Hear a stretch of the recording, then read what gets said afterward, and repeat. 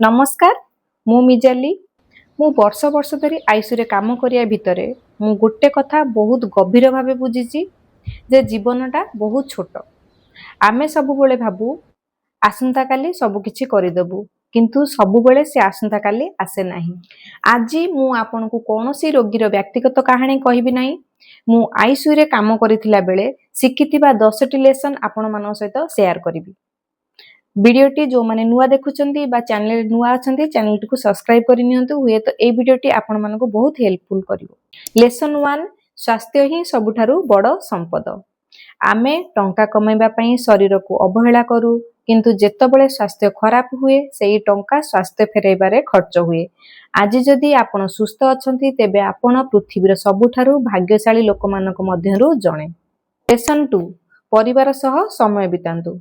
आमे सबुबले कामर व्यस्त रहिकी आम परिवार लोकंकु बा निज लोकंकु समय देई पारु नाहु।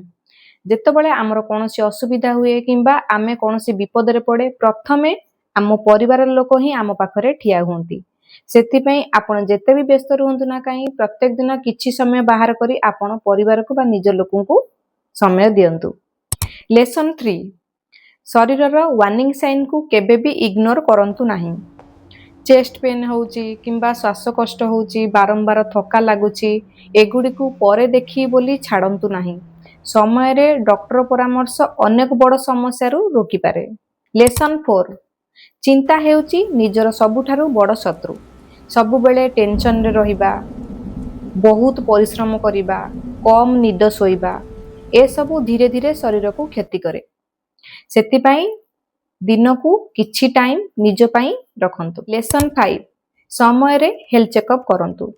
अनेक रोग आरंभ रे कोनोसी लक्षण देखा जाय नाही। सेति पई समय रे हेल्थ चेकअप करंतु बहुत रोग आरंभ रु ही धरा पड़ी जाय। लेसन 6 छोट अभ्यास बड़ परिवर्तन आने। दिन को अति कम रे 30 मिनिट चलिबा 7 रु 8 घंटा सोइबा पर्याप्त पानी पीबा एवं संतुलित खाद्य खाइबा एही सबु छोट छोट अभ्यास आगो को बड़ लाभ देई पारे। लेसन 7 समय काहाकू अपेक्षा करे नाही। आमे सबु बेले कहू परे एक्सरसाइज करिबी परे डाइट करिबी किंतु जीवन सबु बेले सेही परे पई अपेक्षा करे नाही। लेसन 8 छोट छोट खुशी को उपभोग करिबा निज परिवार लोकन सह खाद्य खाइबा निज बंधुक सह कथा हेबा सकाळर सूर्योदय देखिबा एई गुडी ही जीवनर सबुठारु मूल्यवान धन। लेसन 9 दया और सहानुभूतिर मूल्य। आपण काहा सह किपरि व्यवहार करूछंती सेथिरे प्रभाव अनेक दिन रही पारे।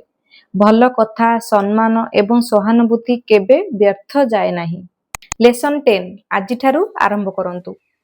परफेक्ट समय बोली किछि नाही। आज जदि आपण 10 मिनिट चलिबे आज जदि आपण गोटे सुस्थ खाद्य बाछिबे आज जदि आपण निज परिवार को मु तुमको भल पाए कहिबे तेबे आपण आगो को गोटे नुआ जीवन आरंभ करि देइछंती बोली भाबंतु। आज गोटे प्रश्न निज को पचारंतु आपण को जदि जणा पड़े आसंता काली कोन हेबो आपण आज कोन बदलाइबा को चाहिबे।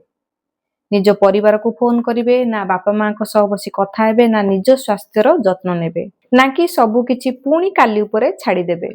शेषरे मु कहिबी आईसीयू गोटे कथा मते शिखेइची जे जीवन बहुत मूल्यवान।